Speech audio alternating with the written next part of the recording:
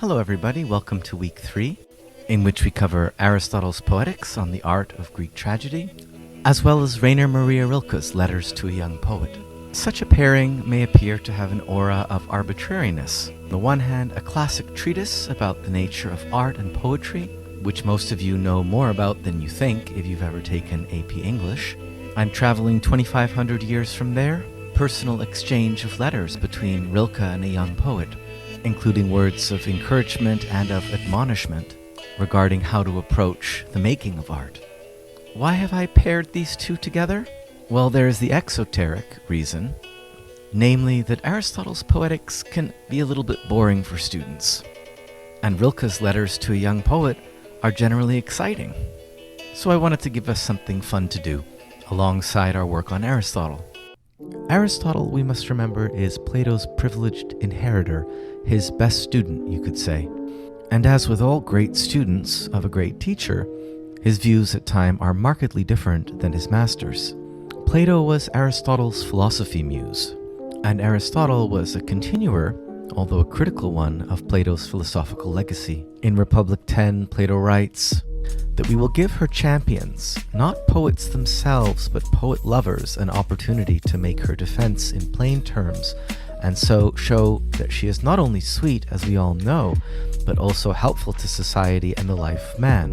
And we will listen in a kindly spirit, for we shall be gainers, I think, if this can be proved. Aristotle's Poetics can be read, at least in part, as a reply to this passage, which he must have known.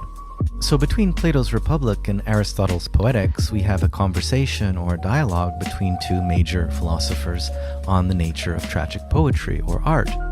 While in Rilke's Letters to a Young Poet, we have a more intimate dialogue between two artists on the practice of art.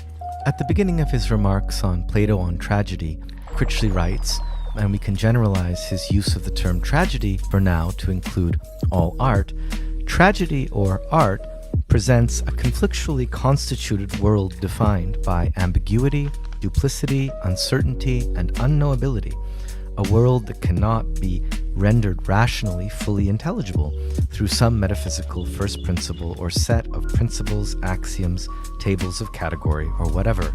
Critchley makes some great points about the different status that philosophy and art or tragic poetry respectively had in the time of Plato. You may know that early in his philosophical career, Socrates was actually a character in a comedy by Aristophanes, in which he was portrayed in a very unflattering light. The depiction of Socrates was very far from the truth, and there's a chance it may have influenced public perception about the character of Socrates.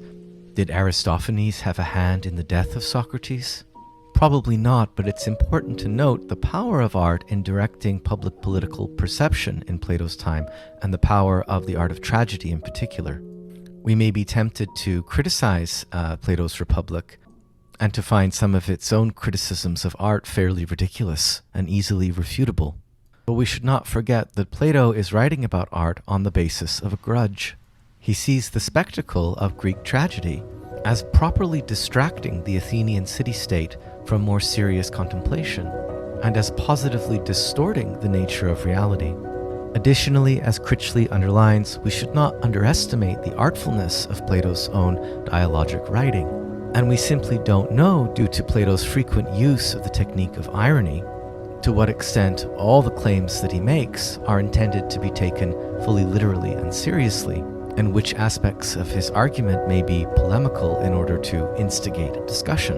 The basis of both Plato's and Aristotle's critique of tragic art is that it is bad imitation. Imitation, the Greek term mimesis, is distinguished from diegesis, which means narration.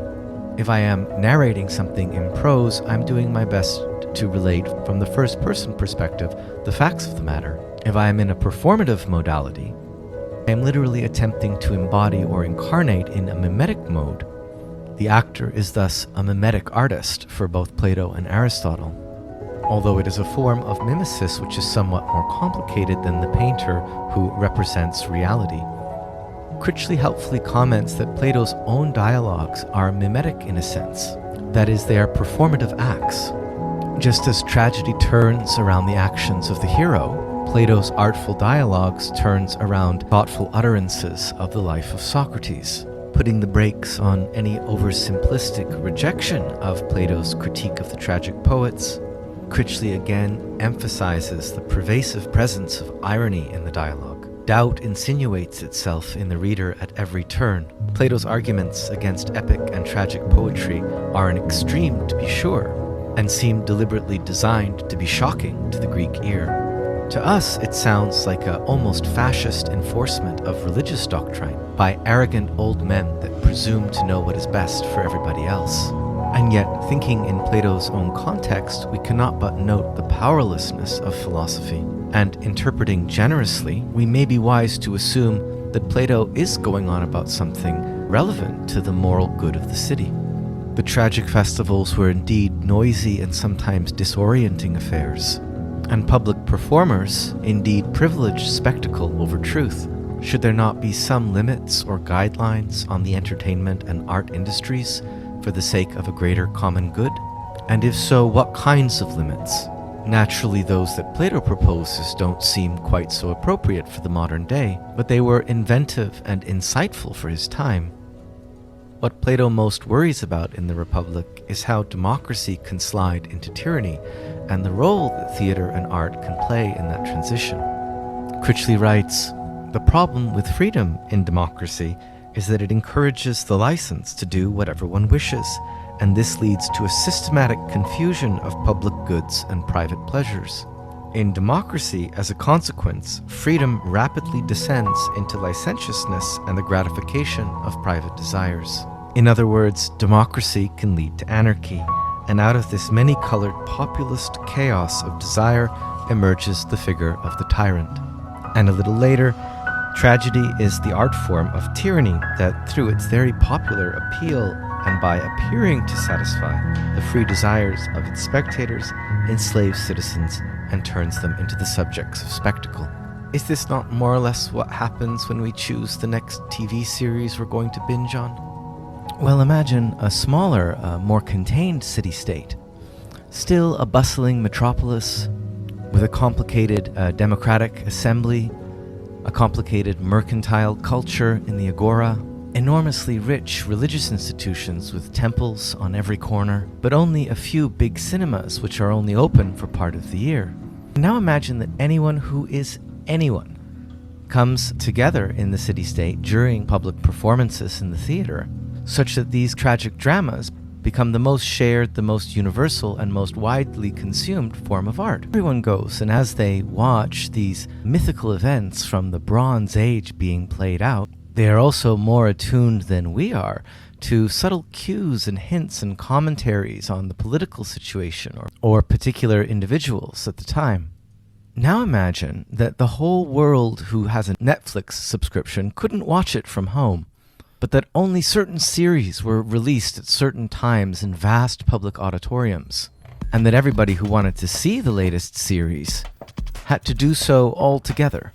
Is it any wonder, imagining in this way, that Plato cast so much shade on tragedy and the art of the tragic poets? We must really attempt to reverse all of our prejudices and presuppositions in approaching this scene and the dramatic action of Plato's dialogue, rather than seeing Plato as a venerable old philosopher with all the power to say what is allowable and what is disallowed, with all the power to dismiss, censor, and ban art, inspiring us to rush to its defense.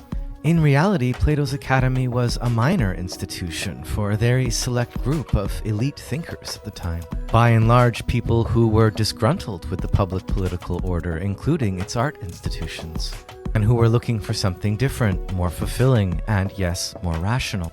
While historically Plato's arguments may have won the day, art becoming, under Christian Platonism, a symbolic expression tied closely to the dogmas of Christianity, in Plato's time, he was the definite underdog in this picture, and very much exaggerates his points against tragic art in the Republic to make a point.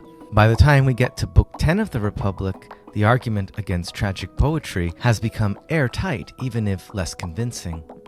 Unlike in the Ion, where Homer was still thought by Socrates, perhaps Plato, to be genuinely under a divine inspiration, Now Plato casts his sight on the entire tradition of Greek poetry, from Homer's epics through to contemporary art form tragedy.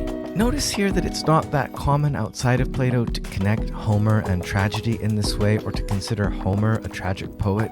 Reading Nietzsche, Homer is the epic poet who brings the sunlit world of the Olympian pantheon into view and celebrates the heroes.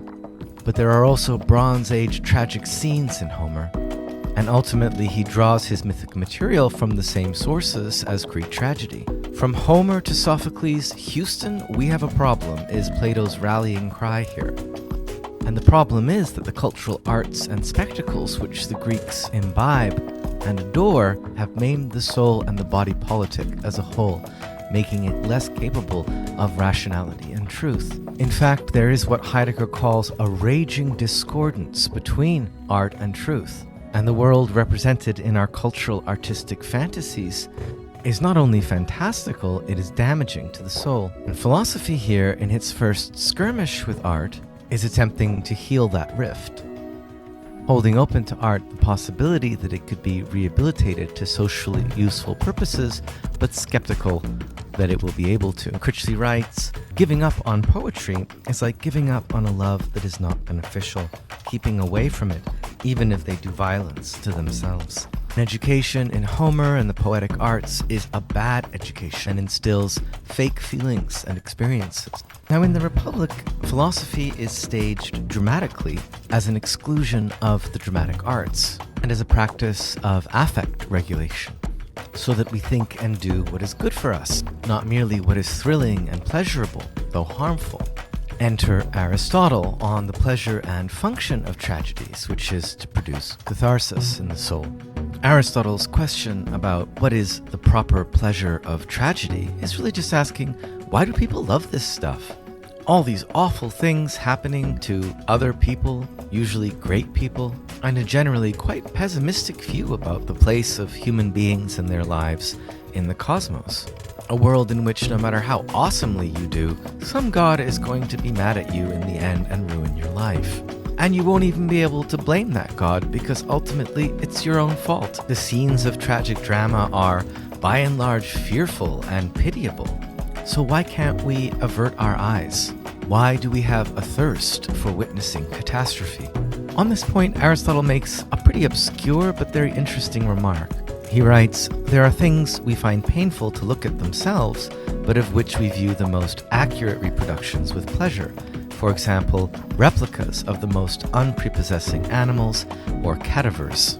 This is again the point that the actions represented in tragic drama are mimetic. But there is also a macabre intention here suitable for the biologist that Aristotle was.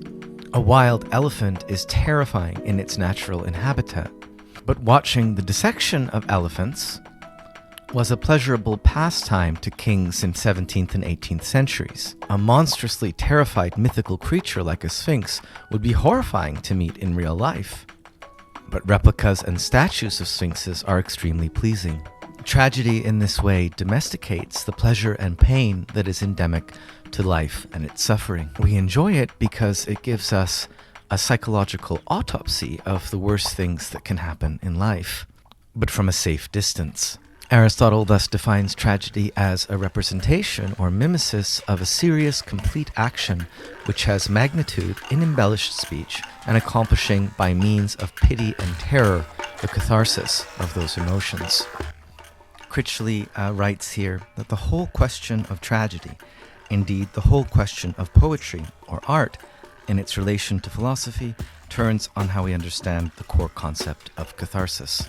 The two main uses of the term catharsis in the Greek language are respectively medical and religious.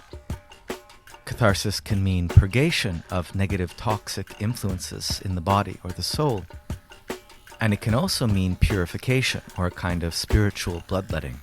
Either way, catharsis is therapeutic. Catharsis can mean a transformation of the passions, where this is a more quasi-psychoanalytic sense of catharsis related to sublimation, and in the Greek context, to the ethical implications of our emotional states. Now, Critchley is skeptical about the medical, religious, and psychological meanings of catharsis. He proposes a more pragmatic understanding of the catharsis of tragic theatre and an understanding of catharsis on the model of menstruation. Quote, perhaps tragic catharsis, a natural process, a simple clearing away of what Galen would much later call the morbid humors from the body. Perhaps going to the theatre is more like going to the toilet than some sort of religious ritual or moral edification. This is a brilliant move, but I don't see how it fully breaks with the medical, religious, or psychological interpretations of catharsis. Although he learns a lot from them, Critchley's main targets here seem to be the Nietzschean and the psychoanalytic interpretations of tragedy. In framing Aristotle's concept of catharsis in a more minimalist and deflationary mode, he is protecting what he considers the purity of Aristotle's theorizing from later accretions.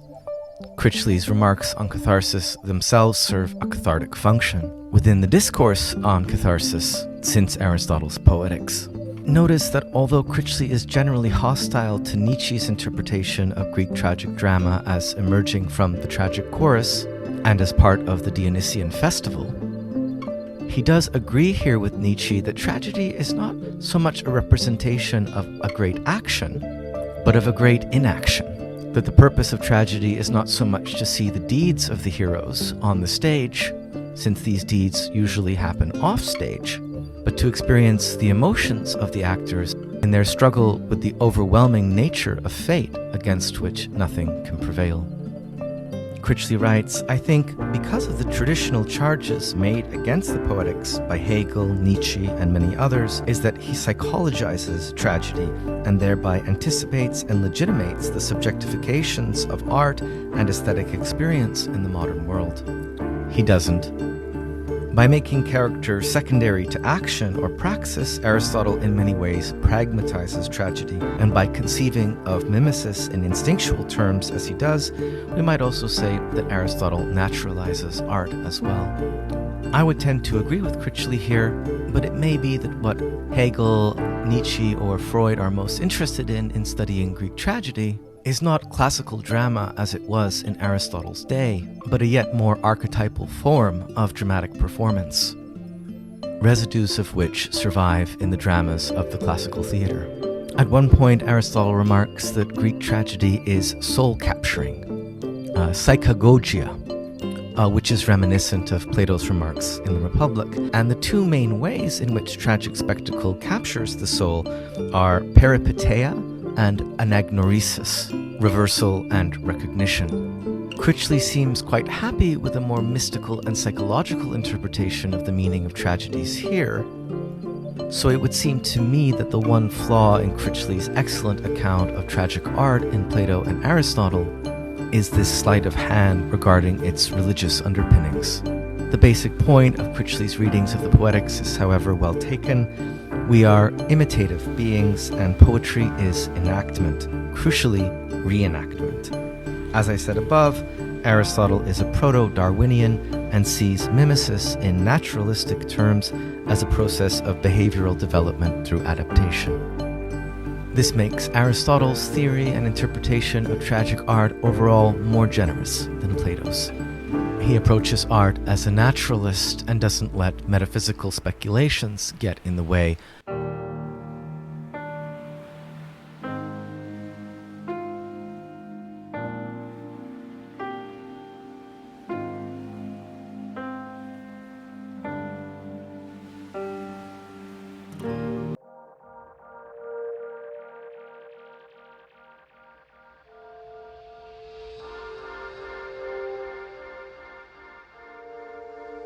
Other key points which you can read about in the slides this week are Aristotle on the value of poetry in relationship to history, and Aristotle's conceptual definition of beauty, which is a term, the Greek kalon, that occurs many more times in the Poetics than catharsis, but which seems a little prosaic and so hasn't received as much scholarly attention.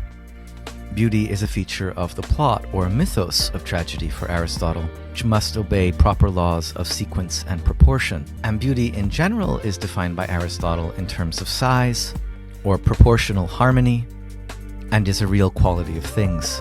Critchley helpfully points out here that Aristotle does not yet have the concept of the sublime, which might, to our sensibilities, seem more applicable to the art of Greek tragedy. We can conceive of an animal 1,000 miles long, Aristotle says, but that is too large to keep in one's mind, just as a minuscule one is too small. If we were to object that the tragedy of a 1,000-mile-long leviathan or a tiny amoeba might be infinitely or infinitesimally sublime, then we have to understand that sublime was not a category that was available to Aristotle. Although Aristotle later speaks of the pleasure of awe, the sublime awaits its formalization centuries later with the shadowy Longinus, who we'll learn about a bit next week. This preliminary mention of the distinction between the beautiful and the sublime is also relevant for Rilke's Poetics of the beautiful. The beginning of a terror that we can just barely endure fits more closely with what we would think of as a sublime understanding of beauty. More on this in the weeks to come. I'm going to let you enjoy the reading of Rilke's letters to a young poet for yourself. This reading is much more straightforward than Plato's Republic or Aristotle's Poetics, and happily, I believe it's one of the only readings in the course that everyone should be able to understand on their own. Notice especially for our purposes in the course Rilke's extreme rejection of the field of art criticism. For Rilke, nothing is quite as useless to art and the practice of art as the restrictive criteria of the critic or the mere philosopher. Remarks such as this are very much within the modern concept of art as a free and coherent expression of inner states of the soul. Art presents itself as a way of life. It always emerges from an experience of danger and extremity. Art is a way of life very different from philosophy, religion, science, and politics. Art is a sensuous pursuit, yet it's in tune with the invisible. And the artist continues in a childlike view of the world by surmounting the disappointments of youth and of maturity. The artist is close to the courage of mania, and for this reason is often cowardly. Artists are full of contradictions, so they seek for reconciliations.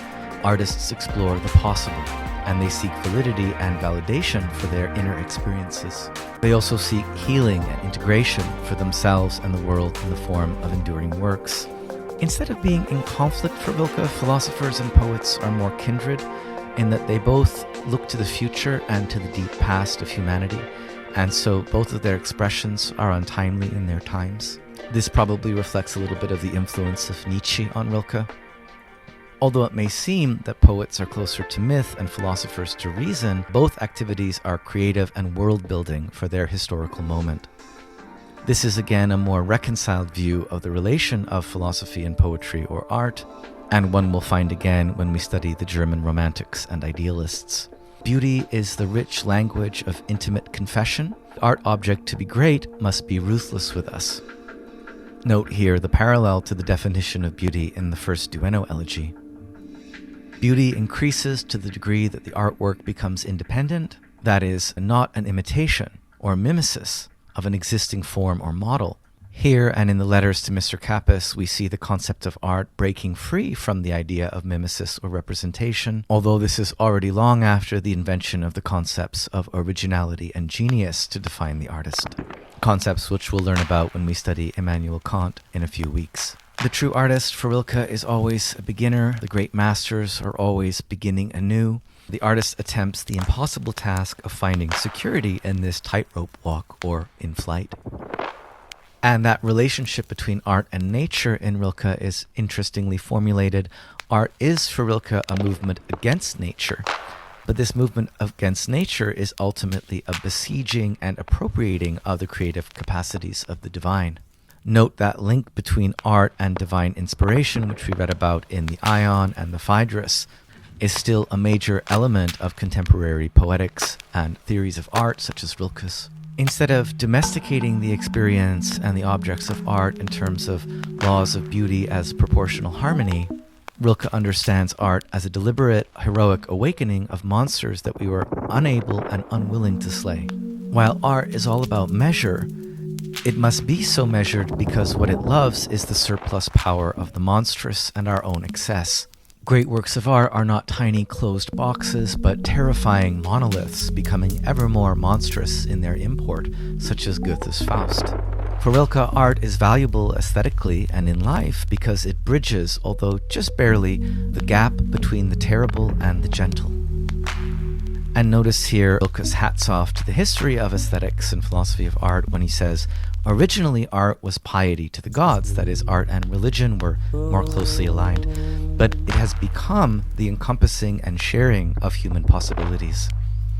Note also the overtures to Plato's definition of eros and genealogy of eros in the Symposium. The artist remains a homeless, wandering being even when he or she finds appreciation in community. And too much applause, belonging, or acceptance often spells the death for genuine creativity. Skipping a slide here to keep it short, the appreciation of art requires not just surrendering to relaxation and enjoyment, but a persistent development of our capacities for seeing and understanding. This link between imaging or sight and understanding is one we're going to see extensively developed in Kant's aesthetics. For Rilke, again echoing Nietzsche, music of all the arts most easily submerges us into oblivion and floods us with feigned transformations. So music is in a way the hardest art to keep straight. Since for Rilke, great art is not simply an exaltation into and flooding by the spiritual. This was also the basis of Nietzsche's critique of Wagner's operas. Rather, great works of art discipline us into a conscientious in-abiding of the spiritual dimensions of life. To dwell conscientiously and spiritually within the experience and the production of art requires an extreme nimbleness. Skipping another slide, for Rilke, art is not a selection from life, but life's transfiguration into magnificence. Artistic mastery consists in oneself and in the work, and in the surplus that expresses existence, the form of an angel. Notice the allusion here to the trinity or triadic structure of creative eros in Plato's Symposium. Rilke says artistic mastery consists in oneself, in the work, and also in this third quantity, the space between or surplus that expresses existence, the form of an angel, which we met already in Plato's Symposium as the demigod Eros. Art and life are one in mind or spirit. This statement seems to be influenced by Rilke's reading of an essay by Paul Valery, essay we'll read as well later in the course. Life is awkward and short, art is difficult and long. Interestingly, this statement goes back to Horace, Roman poet, and remarks on the difficult, painstaking necessity of extensive time investment in order to either appreciate or create anything great in the world of art. Conditions for creativity for Rilke include alert conscience, expressed experience, truthfulness, and integrity. And creative acts and appreciation, far from disordering the soul like in Plato, promotes inner constancy for Rilke, although art should never be pursued with vainglorious ambitions of fame in mind. Another major theme for Rilke, writing in the heights of modernism in the 1920s, is to point out the anti-aesthetic effects of extreme industrialization and the mechanized production of identical things. For Rilke, we live in an era of oraless, meaningless, mass-produced things. Things of significance like great artworks not only preserve historical memory, but they grant us a spiritual dwelling. This point will be taken up extensively by Martin Heidegger in essays from the later 1940s. Ultimately, for Rilke, works of art grant us an audacious spiritual security and sustenance. They do this by revealing both insecurity and security as infinite. Although great artists who can do this and live art as their way of life are very rare. Finally, artists cannot be expected to temper and tame all the demons they arouse in us in a given instance. Surely the catharsis of the Greek's tragic stage is not nearly as benign as critically suggests. Yes, the overpowering or demonic forces evoked in art are tamed and domesticated to a certain extent through the catharsis of pity and terror, but to expect the artist to tie up all the loose ends of life that they evoke for us is a bit totalizing. For Rilke, art remains a spiritual struggle between the self and the world. The work of art is not a remedy, Rilke says here, in an allusion to catharsis, despite its healing properties, but most great art, in fact, unsettles the givens of our lives. The calming and invigorating properties of art are dimensions of the unpredictable struggle that art provokes. so the struggle for Rilke is primary. Like religion, art has a role to play in what is most consoling and blessedly profound, but unlike religion, art does not promise us knowledge or final judgment concerning ultimate things. Rather, art gives us orientation and direction, and occasionally a magnificent amelioration of life's suffering. Despite the stretch between Aristotle's Poetics and Rilke's Letters to a Young Poet and Letters on Life, I hope we've seen this week the deep connection in the discussion of art in Plato and Aristotle, and 2,500 years later in Rilke. Rilke's letters still seem to be palpably moving in the world of unanswered questions that Plato and Aristotle's meditations on art bring to our view. And these questions are far from answered. Art and artistic creativity continue to be extremely mysterious things in human life, with all sorts of purposes and functions that are sometimes difficult to pin down. I hope you've enjoyed your video this week, and I look forward to exploring the history of medieval and early modern aesthetics with you next week. Have a good week, everyone.